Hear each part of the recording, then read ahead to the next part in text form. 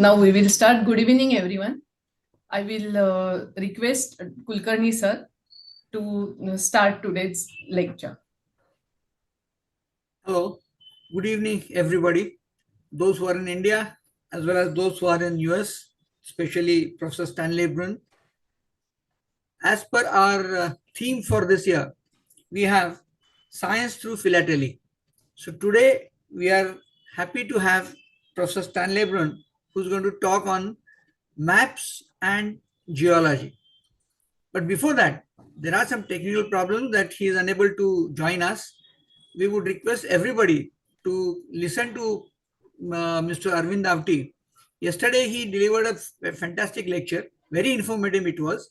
But at the fag end, we were not able to hear him. And therefore, the YouTube that he had, whatever he had said on the YouTube yesterday evening, that we are going to project. And if you have any questions after his few minutes of lecture, you can just ask him. So I request Arvind Avti sir to continue with yesterday's talk. And in case the audience have some question, probably please try to answer them. Thank you, sir. Over to Arvind Avti ji. Okay. Thank you, Dr. Uday and Vartak also again giving me opportunity to say some few words regarding the rare earths. This is yesterday where I ended, and then I wanted to tell you some additional things. The rare earths have become very, very important, critical as well as strategic materials you call, elements you call, metals, or in the United States they call it the commodities as well. Normally I use the commodity word, it encompasses everything. So these rare earth commodities have become so important, and having monopoly by any country, it becomes the supply vulnerability for other countries. Take for example, globally practically almost more than 90% countries, including Japan, United States and European Union countries, are totally dependent on China for permanent magnets, niobium magnets. Niobium alloy is made with niobium boron iron magnets. These are one of the strongest magnets. Now, our government of India has been planning to introduce electric vehicles. Now, every electric vehicle has to have either batteries or these magnets, or even the hybrid vehicles. They need permanent magnets. So now, if this has to happen, and if the government's policy, whatever they announce, if it has to go ahead as planned, we need our own so-called nowadays what we call Atmanirbharta or indigenous material. That is not coming up. We do not, practically everything we are importing from China. If tomorrow China stops exporting these materials, commodities, what will happen to our these planned projects, especially wind power or the electric vehicles or hybrid vehicles, where will go? So this will become very vulnerable. And now if you look at the news items from Thursday onwards, every day you are getting the additional information. Thursday, China made announcement for any export they make it to India. That will go with the caveat. That is, assurance has to be given from the Indian importer or Indian government that this material will be used only for civilian purposes and will not be diverted for any military purposes or munitions. This is the very peculiar situation we feel it. But globally, if you look at it right from the 1950 onwards, such cartels are there. Now, this is we call it as a unilateral export control, but there are cartels. There are four important cartels we call. They are the informal groups. One is with regard to nuclear materials. That is called the nuclear suppliers group. Second is a Wassenaar arrangement. That is for all munitions. And one is Missile Technology Control Regime, that is MTCR. And Australia Group is for the biological and chemical materials which are usable for biological weapons or chemical weapons. Controls for all such materials that the certain countries have got manufacturing and all that.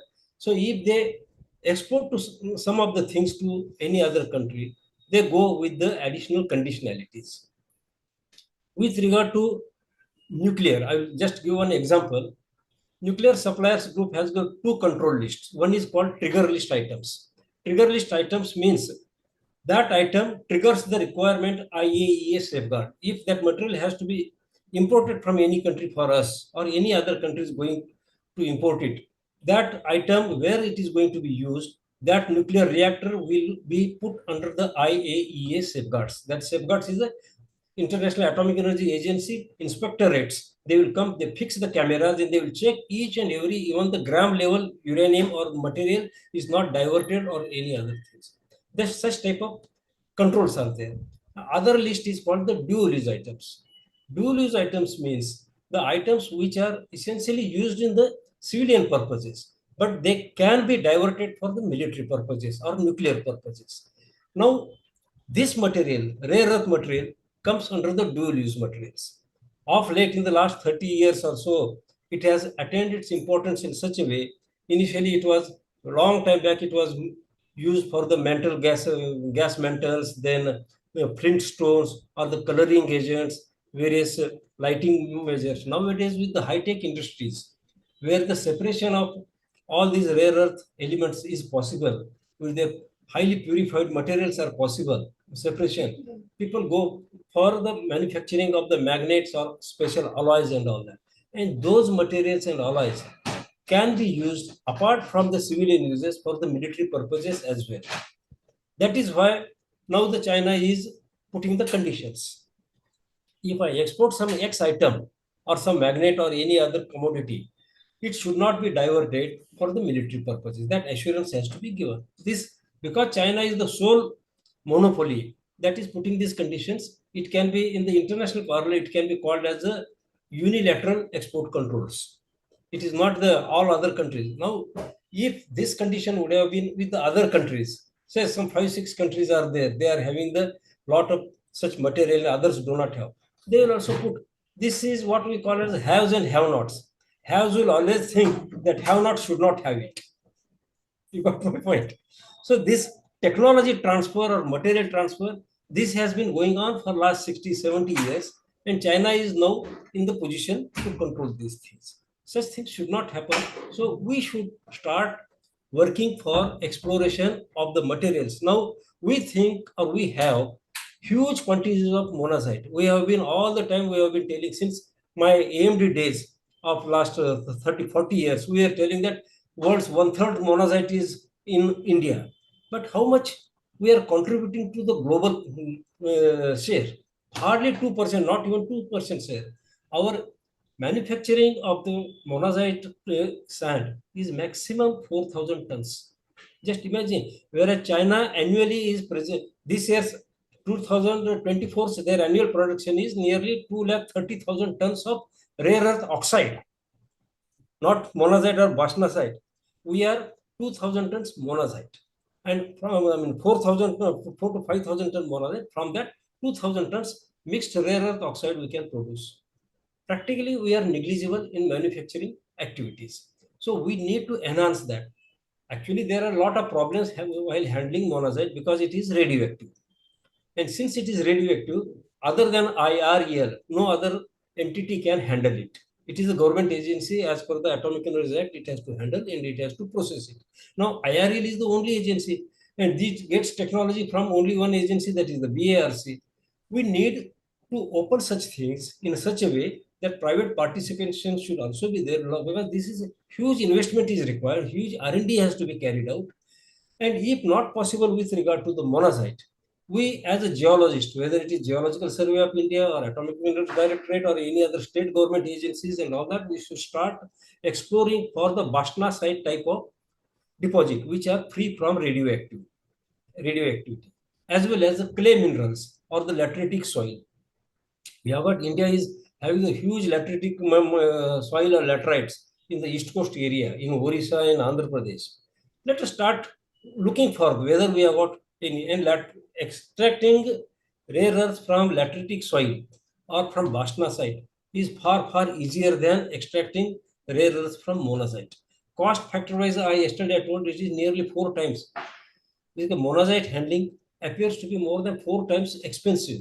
So instead of going for that, let us go for the easier way, that is Bashnasite. But Bashnasite deposit, even in the China, there it is not produced as a main product, it is a byproduct. We have to always think that how they have gained it. This Bayan Ober deposit, it has got huge iron ore deposit which were discovered in 1927. And when China understood the importance of the rare earths in that, they started developing the rare earth industry in the 60s, that is 1957 or something. And by 1980, they entered into the global market. And they opened the policy in 78, and they put their all the efforts in such a way, they sidelined Americans and all that.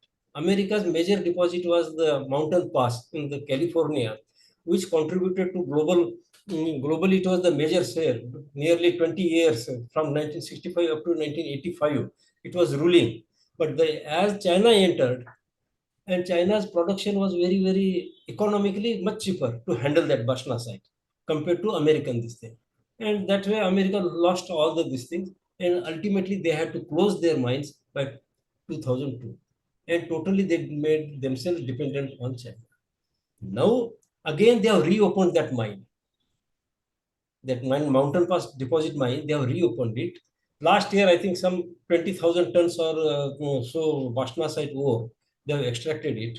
But that is a good sign that they have done it. So similarly, we need to also do it. See, very peculiar. Another thing is Myanmar or Burma.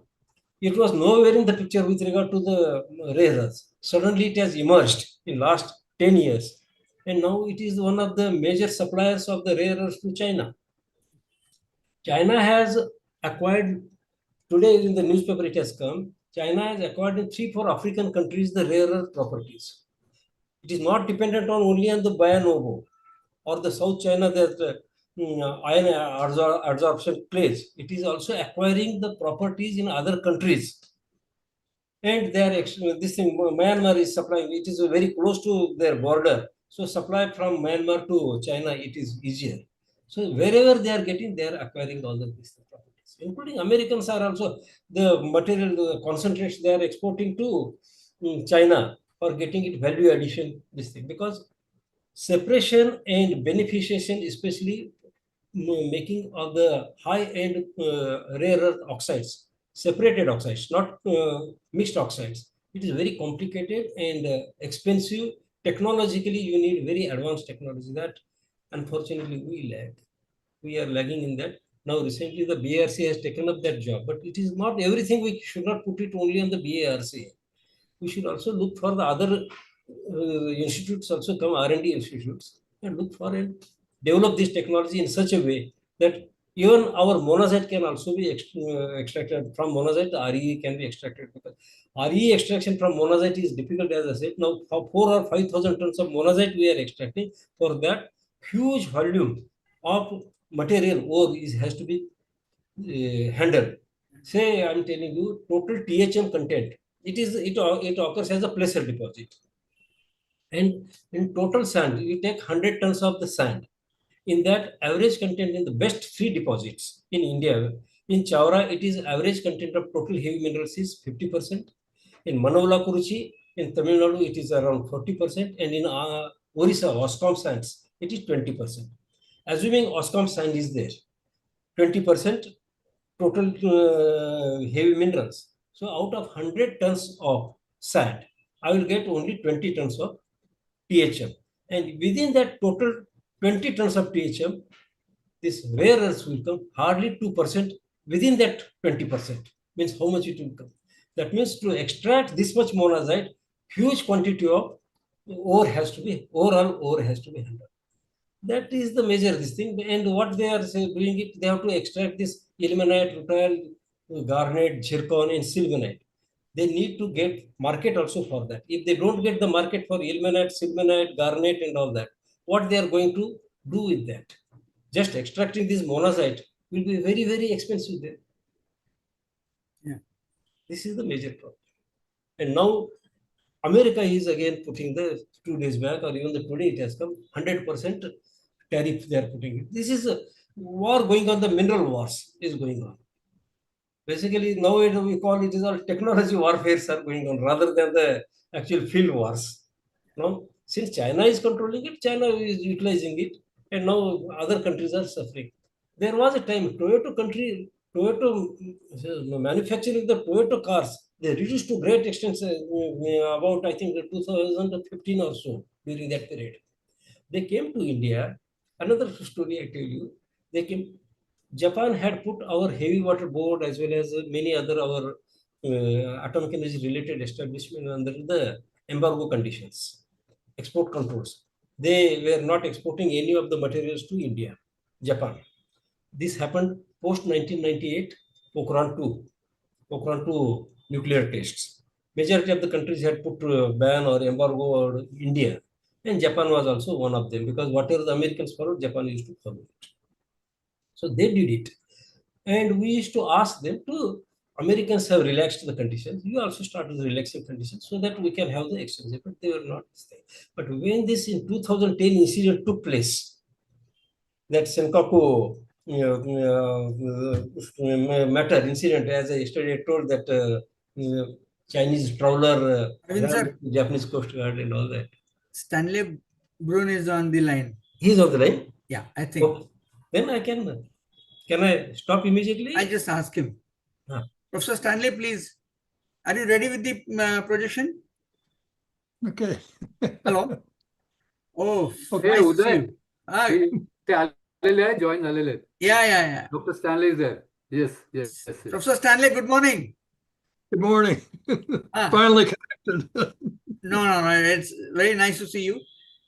Friends, as you are able to see him, he's on the line, and we would start with his lecture, Maps on Stamps. We are sorry that for last 15 minutes we were not able to hear him.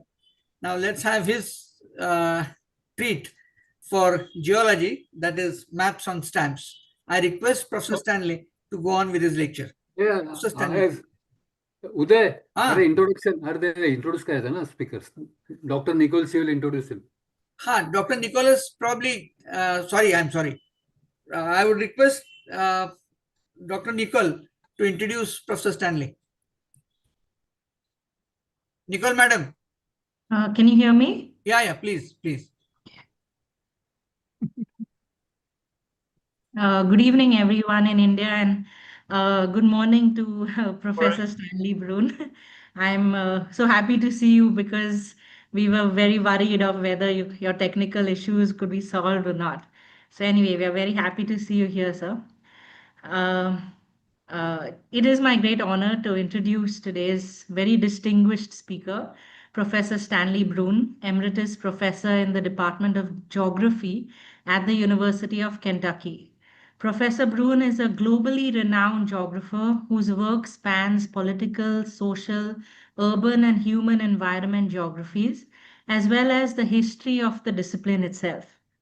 He holds a BS with honor from Eastern Illinois University, an MS from the University of Wisconsin-Madison, and a PhD from Ohio State University.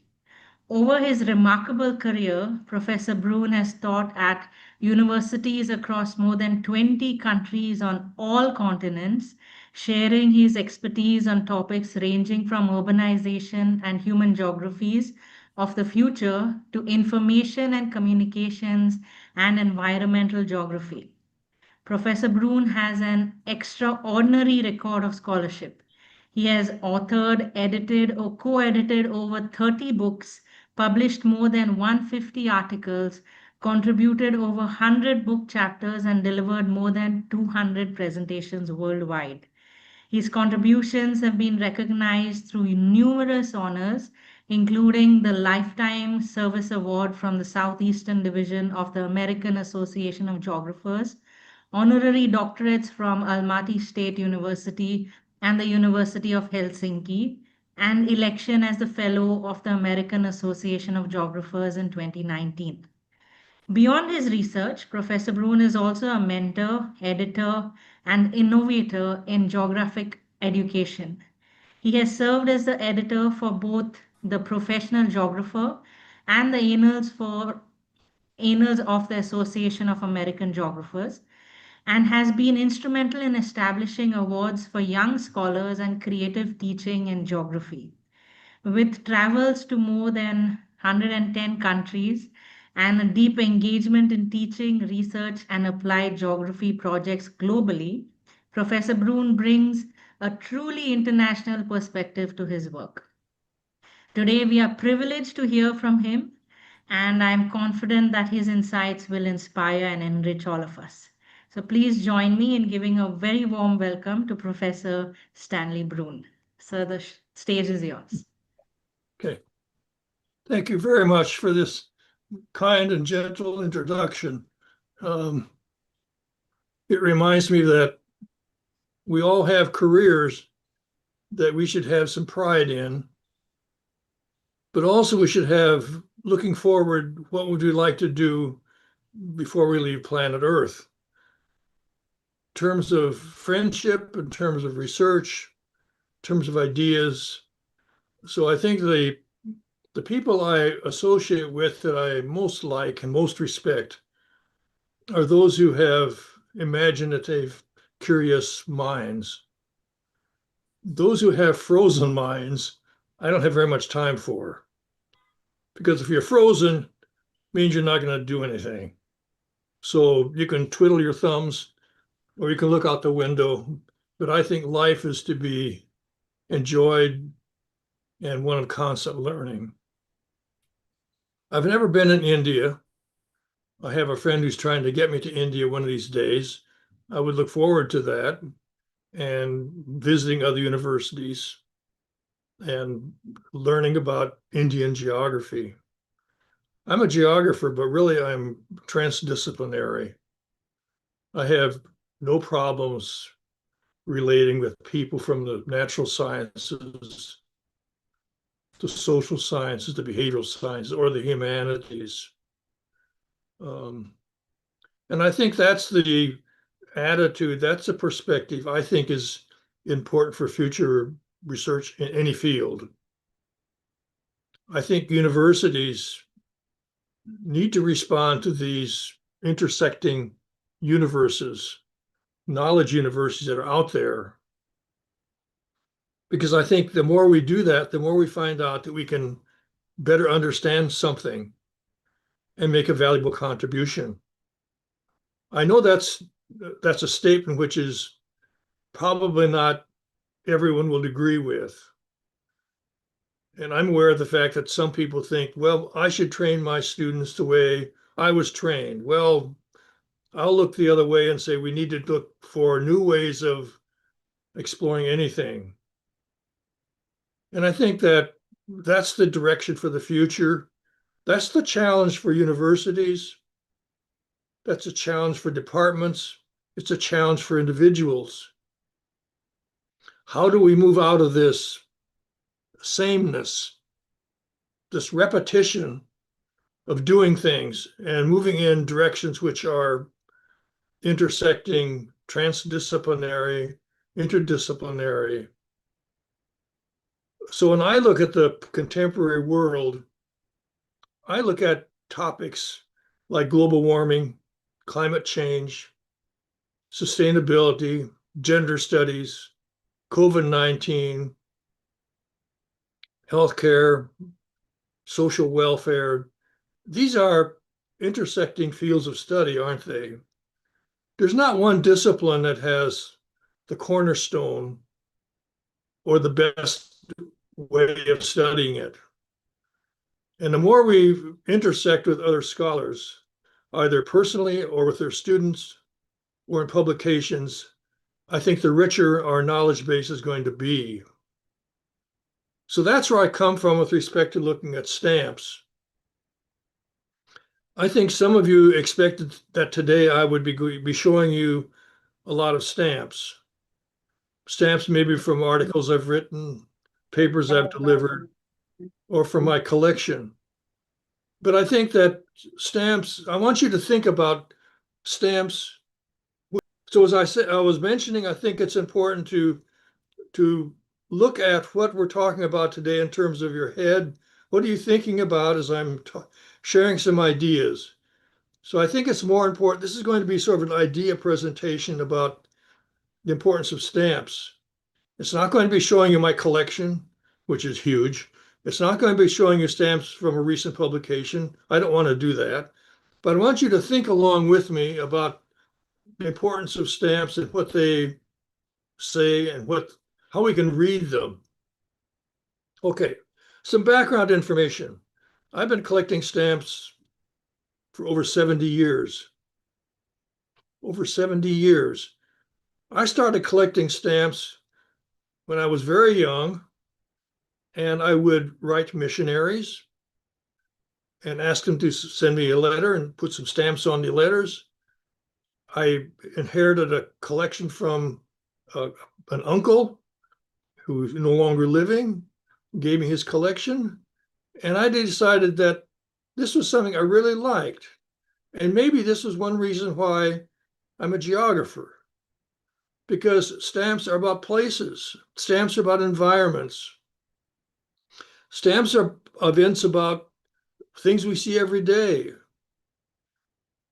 And what they are, what is a stamp? A stamp is above all, a stamp is a product of the state. A stamp is a product of the state. What does a state want to show on stamps? So I'm going to be sharing some thoughts about how do we read stamps. Stamps are not just for collecting and putting in an album or putting on an album page or making a presentation or just getting more of the same. Stamps at a different level are looking at what are they saying, how do we interpret them, what do they mean, what do they say, and that knowledge, answers to those questions come across those many different disciplines I was mentioning a few minutes ago. There may be an historical theme, but that could be economic, that could be social, that could be demographic, that could be environmental, it could be natural science, it could be social science, behavioral science. It really cuts across. So increasingly in the past couple of decades, I've been trying to approach these topics about stamps and stamp issues, stamp themes in a broad context.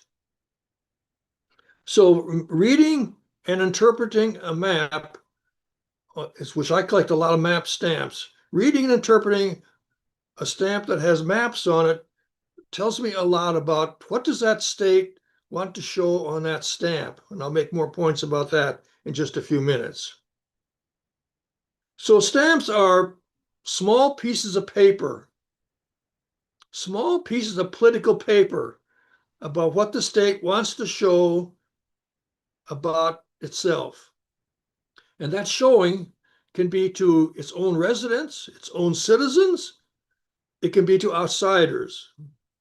So outsiders are going to see the stamp. Insiders are going to see the stamp.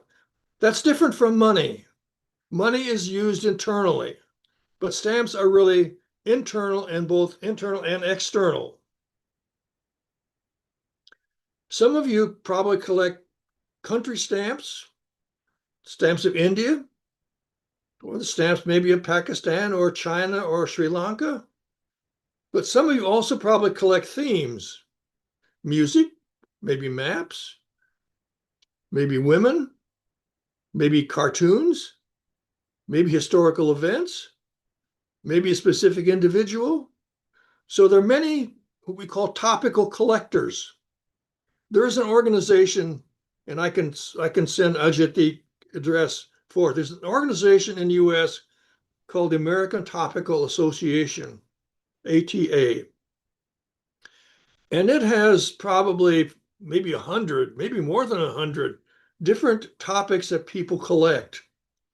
Some people collect barns, some people collect ships, some people collect trees, birds, flowers, any topic you can think of. Some people are topical collectors, and they purchase new ones or they go to stamp shows and buy the same theme. So stamps are really many different kinds of categories and many different kinds of themes. Another important point, stamps are viewed, they're seen. We often don't think about that, but I can think of my own personal history. How did I learn a lot about something? I learned a lot about something from reading. text, words. Maybe you did too. But what are stamps? Stamps are visual products of the state. Stamps are visual products of the state. What does the state want to show on that stamp? It's a statement of the state about something, because stamps are issued by the state. Stamps are visual products. They're visual products of the state. And when you think about it, just step back and think for a minute. The visual world is becoming much more important today than a textual world. Young people don't like to read, unfortunately. They don't like to read. So when they get a book, they've read a lot of words, a lot of sentences, maybe a photograph here and there, maybe a map here and there, maybe a graph. But many disciplines have focused specifically on the text. Well, that's one way to learn. But I think in this e-world, these electronic worlds we are in and experiencing, young people do not like to read. They do not like to read a 50-page book or a 300-page book. They want to see something. They want to see something about something that they're interested in. And when you think about it, this is what stamps are. Stamps can be read. And I'll get more points about that in a few minutes. Stamps can be read. How do you read a stamp? And that's different from reading 5 pages, 10 pages, no illustrations, no graphs, no tables, no numbers, all words. So learning how to read something visually takes some skill. How do you read a photograph? How do you read a map? How do you read a diagram? Well, to understand the answers to those questions, you need to know something about why was that stamp issued? Who came up with the design? Who made the decision on that topic? Why didn't it show this and why did it show that? Why is this person shown and this person not shown? Why are they showing something which no longer exists? So that reading is a different imaginative way of trying to understand something.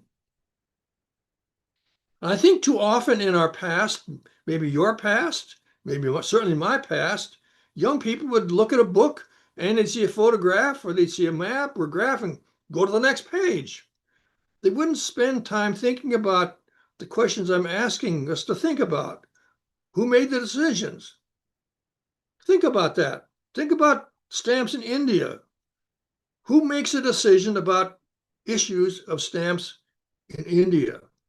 Is there a committee? Who's on the committee? What are their qualifications?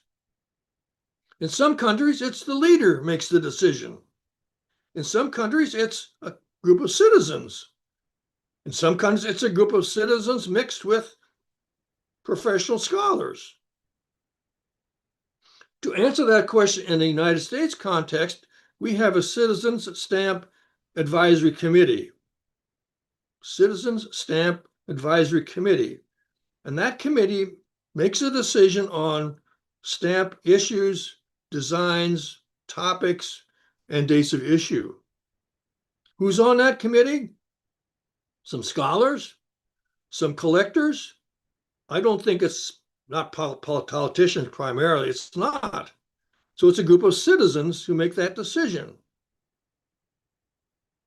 Now, what I've tried to do in the past is to try to find out who is on that Citizen Stamp Advisory Committee. You'd like to know that too, wouldn't you?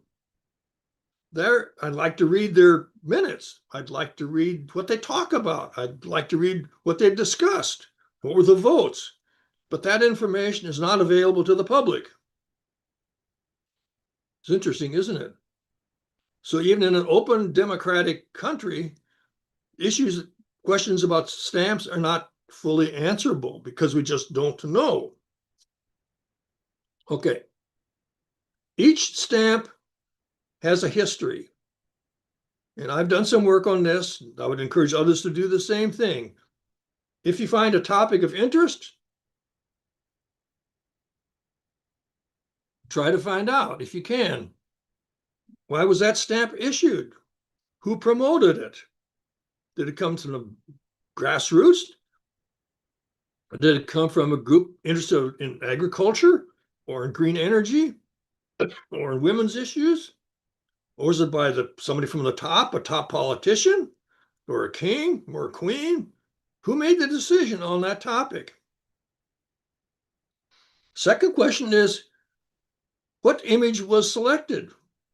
I would expect that there's a committee that makes a decision on images of stamps. Who's on that committee? Are they artists? Are they politicians? Are there men? Are there people who have academic background? I don't know. But that's an important question to ask. Who makes that decision about the design, the images on the stamp? Who makes a decision on the denominations or the cost of a stamp? If you're going to have a 3-set stamp, what's going to be on the lowest cost? What's going to be on the highest cost? What's going to be in between? Somebody makes that decision. You would think, or somebody would think, that they're going to have the most expensive stamp going to be the one which is maybe more important, most important of all the others. And the one that's going to be in the lowest cost, one which is most familiar to everybody. Most people know it. They'll see it familiar. So if you find a set of 5 stamps or 10 stamps or 20 stamps, what are the answers to those questions I've been asking? Who makes a decision on the date of issue? Another political decision. Is it a holiday? Is it a specific day of the week? Is it somebody's birthday? Is it a national day and for some reason? What's the reason why that particular date was selected? Where was the ceremony for that stamp? Was there a ceremony? Was it at a heritage place? Was it in a place where everybody knows it from grade school on up to high school and beyond? It's familiar? Is it some unknown place? Who makes a decision on those events in that particular place? All these, you see, all these are political decisions. They're all state-based decisions about the issue, about the issues, about the denominations, about the first day issues, and whatever else you want to associate with that event occurring. So each stamp has its own history. Okay. How do you read a country in terms of its stamps, in terms of its images, places, events? What's celebrated? What's not celebrated?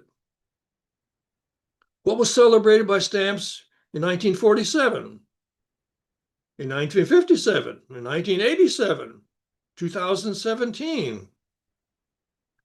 What can you learn?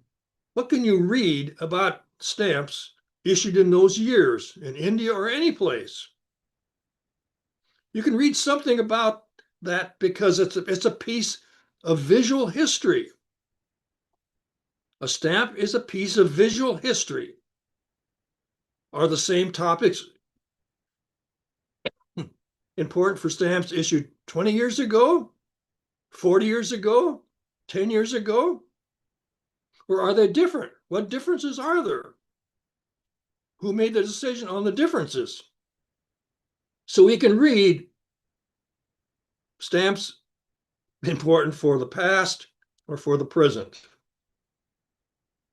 Okay, another set of questions. Why are stamps issued? Why are stamps issued? You may say, well, it's to celebrate something. It's to celebrate an individual. It's to celebrate an event. is to celebrate something which is important in our history. That makes a lot of sense. But if you're a global stamp collector today, you collect stamps from many countries, you're going to find out instantly that some countries issue stamps which have nothing to do with the country. Let me say this again. Some stamps are issued that have nothing to do with the country. What might they show? Cartoons? Comedy figures? Dinosaurs? Maybe some fictitious event from a historical novel? Nothing to do with heritage, nothing to do with the state's foundation, but they're all issued about non-state topics. Why are they issued? Well, the answer is simple. To make money, right? To make money. To make money on a topic, on a theme, which they know there are collectors around the world that will buy it. And that's why we find so many different topics issued for stamps. Some people collect flowers. They don't care where the country is on a map. They probably couldn't identify it on a map, but they like flowers. Or they like to show bears. Or they like to show a certain kind of tree. Or they like to show a coastline. They don't care about whether it's a small country, a mini state, or a mega state. They don't care whether it's a democratic state or a totalitarian state. They just collect the topic. So we have a lot of topical collectors these days that collect all kinds of topics. And I collect map stamps. As a geographer, I know where these places are because I study maps. But many of the topics that people collect have nothing to do with culture, with the country that issues them, nothing to do with whether they are rare or whether they're even non-existent, but they're there to make money. So it's important to keep this point in mind, why stamps are issued and what stamp kinds of themes are there about these issues. And if you take a look at contemporary stamps, there's some that said, as I said, that have nothing to do with contemporary culture, contemporary economics, contemporary politics, but they issue stamps because they want to earn some money. But remember, whether the topic be windmills or whether it be trees or whether it be flowers or whether it be birds or whether it be snakes or whatever it may be, they're there to collect money.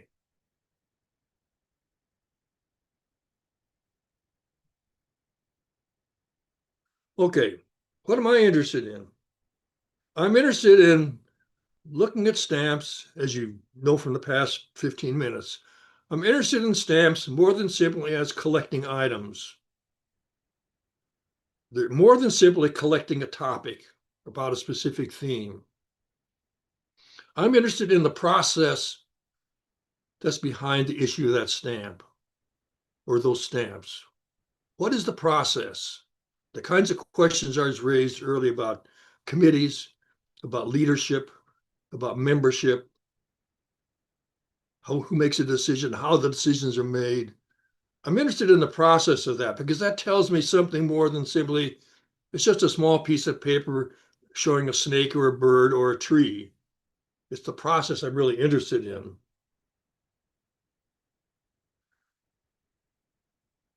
One of the topics I've written articles about are the first issues of new states. The first issues of new states. And if you want to take a look at this question, you can think about colonies. Colonies that were European colonies in Africa and Asia, Latin America, in the 1950s, 1960s, 1970s, many of those colonies became independent states.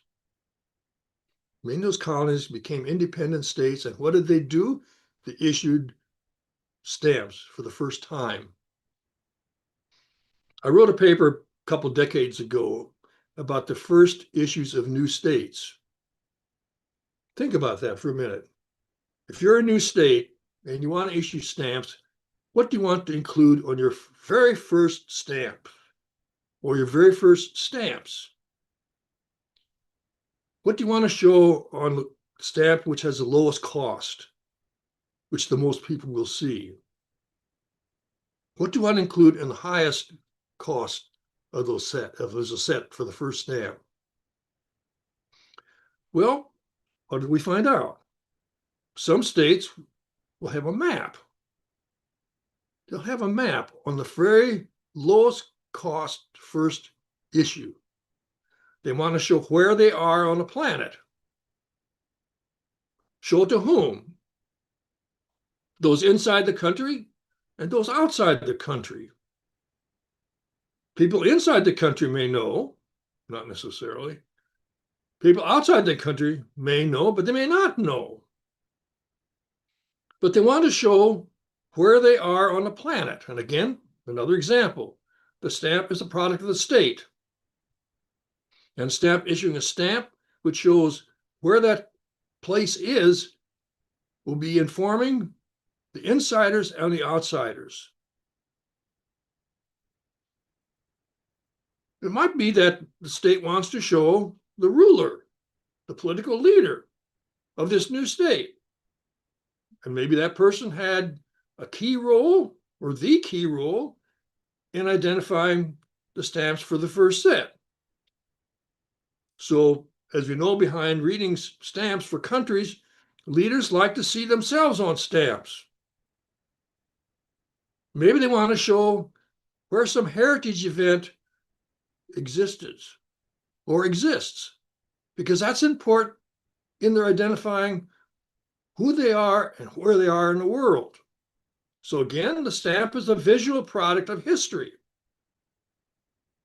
So as I mentioned 10 minutes ago, we're slowly moving, I think, into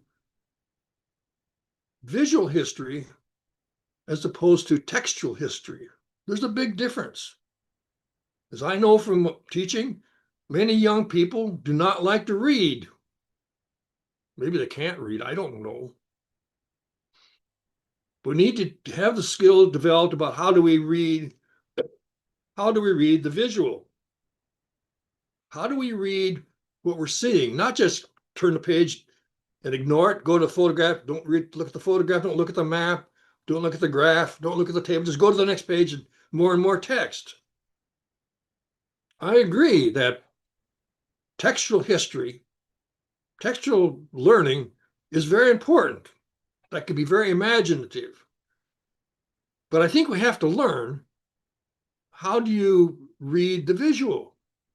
How do you read the visual? Because what's the visual? Somebody's made the decision about what to photograph or what to map and how to interpret it. How do we read it in terms of its importance for that particular topic? That's a whole different set of learning than simply, well, there's a half page of a map or a photograph, we'll just go skip it over and go to the next page. So I think we're slowly learning to appreciate and value visual learning more than simply textual learning. And as a geographer, we use maps. But you can also include maps just to show where it is on the planet. But the design of the map, the construction of the map, the centering of the map is a decision made by somebody. And think about, I was just thinking this morning, how many young people grow up with a Eurocentric view of the world? With a Eurocentric view of the world, where the prime meridian is in the center of the map. You can think about historical European maps we see and we've seen and we still see, which are Eurocentric. And at the right side is Asia. The left side is North America and Latin America. And think about, just as a footnote, think about the labels we use for those places. When I grew up, and some of you did as well, we used the term Near East. Well, Near East is really a colonial term, isn't it? What's the other? Far East. Well, my land, that's straight. That's not only distant away, but what? It's at the edge of the map, right? So think about the terms we've used: Near East, Far East, even Middle East. These are colonial terms. But if you take a look at other countries, China, for example, they're not going to have a Eurocentric map in their school books. They're going to have a map which is centered on China. Well, if that's the case, then North America and South America are really just what? They're just far away, aren't they? So think about the meaning of the photograph, the interpretation of the photograph, the map, whatever graphic may show, there's a story behind that.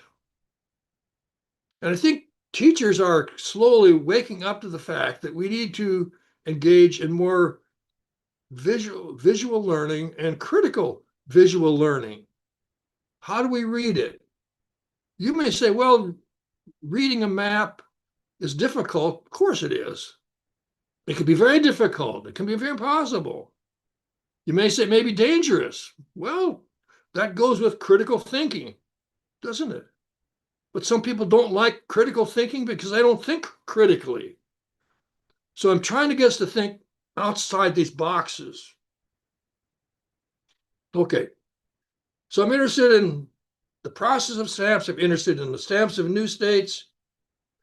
I'm also interested in finding out, and this is a difficult question to answer, what stamp topics were rejected and why. That's why I would like to find out from the Citizen Stamp Advisory Committee in the United States. What topic, because I'm sure every year they get hundreds of ideas for topics. Why is a stamp rejected? Well, we don't issue stamps for living people. And I'm sure some living people would like to be on a stamp because they're very pompous and arrogant and everything else. But that's not part of US stamp policy. But why was a topic rejected? Maybe because the people didn't think it was important. Or maybe because it's controversial. But again, if you take a look at a country's history of stamps in the past 25 or 50 years, you're going to find out that there's some new and renewed thinking on the part of stamps that have been issued. It was only in the 1970s, 80s, that we began to issue stamps with African Americans or with women. So now they're part of the issues that are issued almost every year. But again, it's a political decision. There's some people, some individuals that played key roles in interpreting US history more than simply a bunch of white European colonials. They felt that we need to take a look at African Americans, Asian Americans. We need to take a look at women, immigrants, people who work in varying sectors of the economy and society.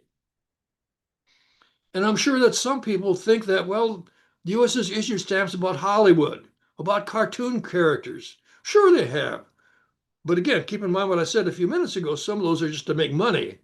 But also it's for interpreting something about what's going on and how it needs to be viewed in a more Catholic, small c, a more Catholic context than a narrow-sided view of looking at our own heritage. Okay. So what we need to do with stamps is how do we interpret them and how we reinterpret them. And I think, and I find out in teaching this concept to my classes, that they get interested in looking at stamps as products of the state and how they can be interpreted, but also how can historical topics be reinterpreted.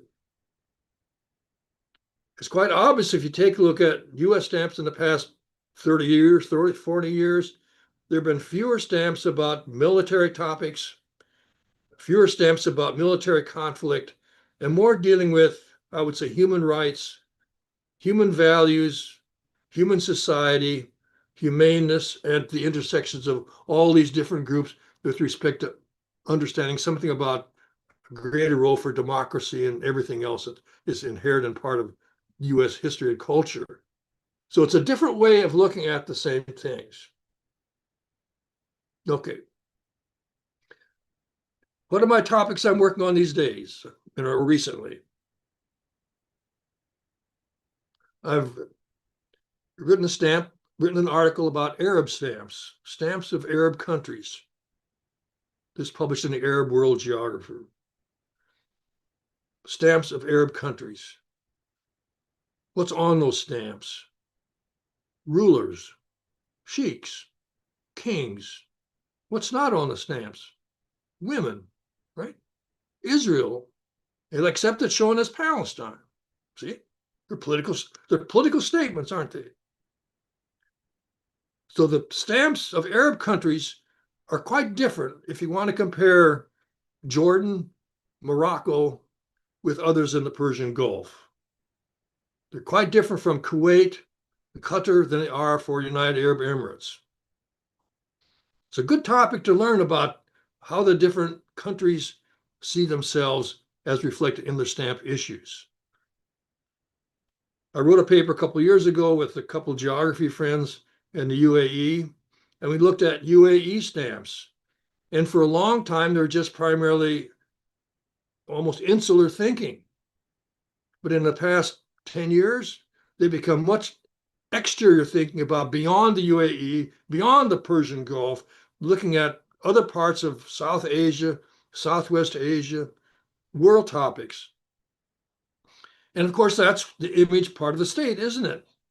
The UAE does not want to see itself as primarily just an island of Arabness in the Arab world. Compare the stamps of Egypt, which are very international, cosmopolitan, showing women, royalty, quite different from Libya, right? Tunisia is also quite different from other Arab world countries. So I've been looking at countries of the Arab world. Also looked at a topic looking at women on stamps. Good topic. The US has issued stamps about women. How many other countries have? I think in the article that I wrote, I think there are probably 40 countries that have issued stamps showing women. Some countries issue 0 stamps with women. That says something, doesn't it? Okay. I did a paper looking at global warming. Why would a country issue a stamp about global warming? It's a global topic. But global warming is not a topic which all countries consider to be that important. They do not think it's that important, and they're not going to issue a stamp about it. They may issue a stamp because we're the most global warming collectors, probably in the global north, aren't they? So if even looking at environmental topics, sustainability, global warming, did a paper on COVID. It's the fact that few countries have issued stamps about them, many have not. The other point, as I should have mentioned earlier, is that in looking at stamps of countries, not everybody sees stamps that are issued. They say this again, the countries where people never, ever see stamps. They never see how the country is being promoted in the stamp world by designs and topics. Why don't they see them? Maybe because they don't have delivery of envelopes, letters. or maybe because they just don't think it's important, or they have mail distributed in some other way than simply through delivery. But there are countries where people just do not know what's being issued and what has been issued. So if that's the case, then collectors can issue stamps, states can issue stamps for collectors about any topic. It's interesting just to think about that for a minute, about the countries that do not issue stamps about the country and do not issue stamps about topics that are important for understanding that country, even for insiders. Again, underlying all this, what stamps are products of the state. Some stamps are designed by people living in the country. Some are designed by people who live outside the country. Some are printed in the country. Some are printed outside the country. I've been collecting stamps, as I said, for a long, long time. And I realize in looking at the stamps of many countries in the past 25 or 30 years, that many of the issues have nothing to do at all with the country itself. Flowers and trees and snakes and reptiles and dinosaurs and fish and mountains, but nothing about people. So the point I'm making is that the issue of a stamp tells us again a lot about the country. I've also written a paper with a couple of Ukrainian geographers about the Russian invasion of Ukraine. Is this a global topic of interest? You better believe it is. How many stamps has Ukraine issued about the conflict in the past several years? Probably about 1,000. How many has Russia issued? One, for a general. Why has Ukraine issued so many? They want to show the world the impact of Russian invasion of Ukraine. They want to show the visual importance of the invasion, not just in text, but in images. And some of their stamp issues are very controversial. As you expect they are. It's a state-issued stamp, state-issued product. So why has Ukraine, you can read Ukraine as fitting into this increasingly visual world of promoting itself through stamps. And as I said in the first 5 or 10 minutes today, is the stamps are be seen internally and externally. People inside Ukraine can see them. People outside Ukraine can see them. Why has Russia issued only one of a general? Probably because they decide they do not want to show the invasion. Ukraine has issued some stamps about the invasion on maps, the importance of maps. Russia's stamp about Ukraine has nothing to do with maps. It all has to do with a military leader. So you can see the contrast that exists between Ukraine and Russia. We could do the same thing. I've done a paper on sustainability. You could do the same thing with respect to looking at green energy, and especially, as I mentioned a few minutes ago, looking at COVID.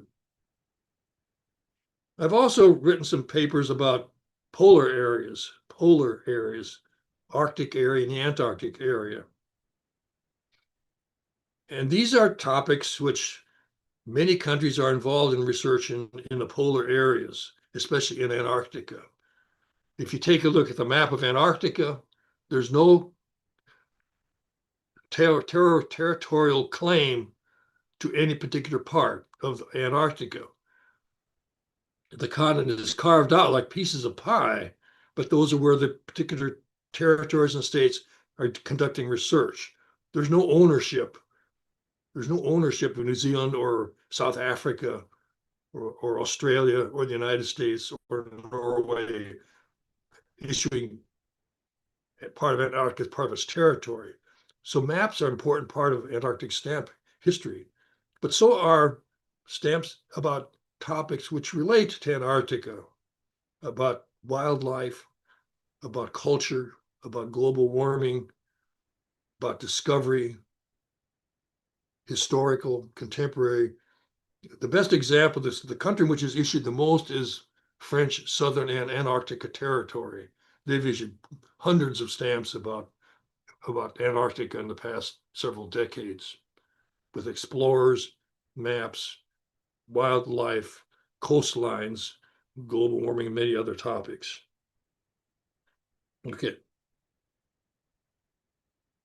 So I'm interested in looking at anniversaries. I'm interested in looking at conflicts and disputes, and especially if they're shown on maps. What's very interesting if you take a look at maps, again, a map on a stamp is a product of the state. What does the state want to show about boundaries on a map? Especially where it has control, where it has ownership, long or short history. So states see map stamps as being an important part of their promotion about who they are, where they are, and what they are. China, to my knowledge, has issued no stamps about territory. Interesting, isn't it? Israel has issued stamps about territory. So have some of the Arab countries I mentioned a few minutes ago. So territory can be a very important part of identifying a piece of space you claim. I don't know all the history of Indian stamps and Pakistani stamps about maps, but I imagine a close reading would show there are probably some differences between Kashmir and between disputed areas and between Pakistan and between India. But that'd be a good topic for somebody to look at. I'm also interested in looking at women on stamps. And as I mentioned a few minutes ago, I'm interested in countries that have issued stamps about women and those that have not. Yes, there are some Arab countries that are very, very strict. Others are much more open. I said, compare some of the Persian Gulf states with Egypt, for example, or compare Jordan and Morocco with Libya and Yemen, for example. I'm also interested in looking at United Nations stamps. What can you read about the United Nations from its stamps? It's a good question because it's a good way to learn about how this international organization has been existing for almost 75 years. And the stamps that they've been issuing, what are the topics? Well, if you read it carefully, even casually, you find out that they issued early on, maybe in the first couple of decades, many issues about human rights, about places which were in conflict. But in the past 20 years, they've issued a lot more topics about music and about art and about leaders and about looking at the world in a very broad context. But also, if you take a look at United Nations stamps, you would realize that, what about colors? Think about that for a minute. Colors. What can you read about colors? What do colors mean to you? Most of the stamps in the United Nations are very light colors, aren't they? Until you see them. They're very light colors, light blue, light green. But other countries issue dark blue, even dark red. So dark red is sending a different message than if it's light red, isn't it? A stamp which is trying to have focus on environmental issues, for example, does it use orange? Does it use dark green? Does it use light green? Does it use colors which are pleasant in seeing to the eye, or do they use other kinds of colors that are more standing out as possibly being stressful? I've not done papers on the colors of stamps, and that's because I'm colorblind in some colors. But I imagine somebody could look at your country's stamps, say in the past 75 years, and can look at what are the dominant colors, say in the past 10 years versus in the first 15, 20 years. What topics are most pleasant to the eye and give you a strong sense of feeling good? And what about other colors which may be more stressful to the imaginary eye? Just interesting question. So I think it's in summing this up, I think it's good for you to think about looking at stamps in these broad contexts, not just simply as a small piece of paper which has a theme on it or a word on it or a familiar face on it or a familiar topic, but taking a look at what can you learn about your country or about individuals or about places. Probably some places are overemphasized and some are underemphasized, that help you understand something about how the government wishes to have its image shown.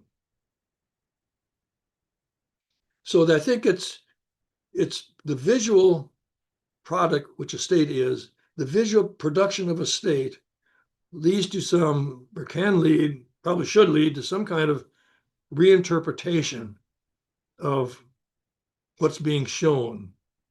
And the reinterpretation, as I mentioned before, is primarily focusing on the importance of the visual rather than simply on the textual. And this is where I think that the role of the media becomes very important. Stamps are part of the media, but the media can be harsh, it can be judgmental, or it can be pleasant and agreeable and complacent. It's all kinds of emotions. But the visual media, I think, is becoming much more important in looking at events on stamps or even in the news. I think sometimes about when I watch the news every day, I don't hear about 200 countries in the world. I can think of most of the countries I've never heard of on the news in the past month or the past year. So the news itself is kind of focusing on places that are in the news. I can even think about looking at the 50 US states. How many of the 50 US states are ever covered in a piece of news during the course of a year?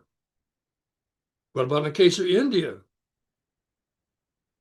What places are overemphasized, which are underestimated, which are not shown at all?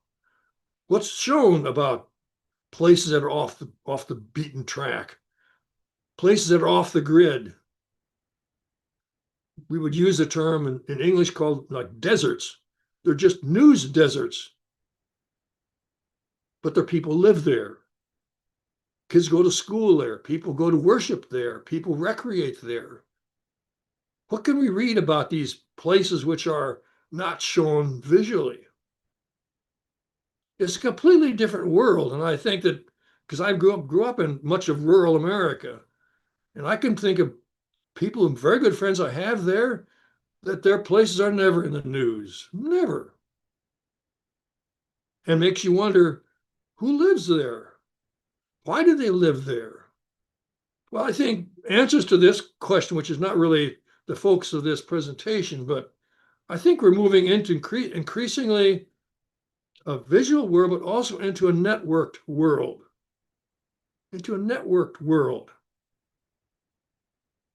I think, for example, looking at cities, rural areas to say, look at cities.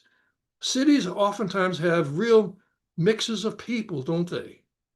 Ages, income, culture, languages, religion, political views, they're all in this same space.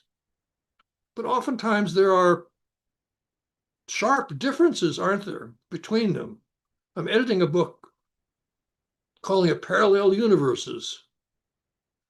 And in many ways, parallel universes exist in many cities, don't they? People don't interact. They don't interact. Language, religion, social class. Some people live in gated communities. Some people live in just across the street from low-income slums, there's no interaction. And people's networking, and networking becomes increasingly important in this electronic world. Whom do you network with? Where do they live? So I think our whole definition of a community, that's a whole separate lecture possibly, our whole definition of community is changing from clusteredness, contiguity, to networking. I live across the street from people I've never said anything to. I don't have any comment, just the fact they live on the same street. I communicate regularly, daily with people around the world, more than I do with the people living across the street, or even just the next block over, or the kilometer away from where I live. It's a different world. It's a different world.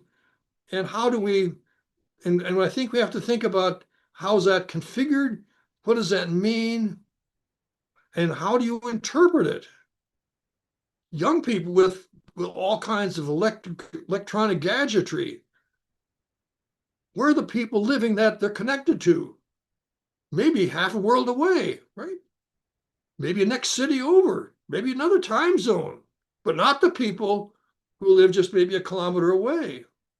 So we're moving from a clustered, congregated, compact, clustered world into one which is becoming much more network and much more digitized in many ways in terms of politics, religion, lifestyles, knowledge, whatever it may be.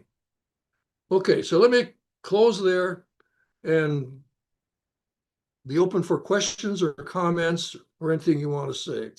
Thank you for listening. Stanley, Thank you, Professor it was a Stanley. wonderful lecture, and you have practically covered every aspect about the stamp. It is not just a small piece of paper, but what it tells and all that thing also, and how you can read a stamp. That is also a very important thing. So I think you have given a fantastic presentation about the stamp collecting and what is the idea behind collecting. It is not just collecting the stamp and putting in an album, but you must read every stamp and then it will start telling the story. So I think that is a very important message you have given. And you have covered, I think, practically all the topics as far as maps on stamp you are covered. I think we'll see if there are any questions. Kulkarni sir? Yeah. Hello. Thank you, sir. Thank you, Stanley, sir. Are there any questions that you would like to ask Professor Stanley? Audience, you can raise questions either verbally or you can just chat and ask questions. Any more information that you would like to have, please go ahead. And those who are interested to go through all his publications, Stanley has sent me all these publications on mail. If anybody is interested, you can send your mail ID. We can send you by mail only.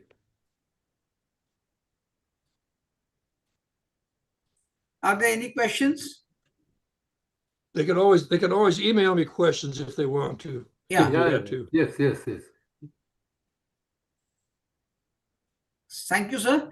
Now, I would request Mrs. Madhu Rajput, Assistant Professor of Department of Geology, Ferguson College, to give word of thanks.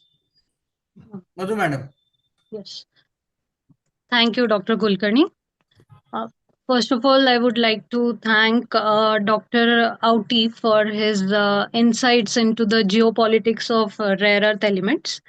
And I would like to thank Professor Stanley Brun, firstly because it is early in the morning in US, and he has made sure that he can come here, talk to us, and deliver all the content related to the stamps.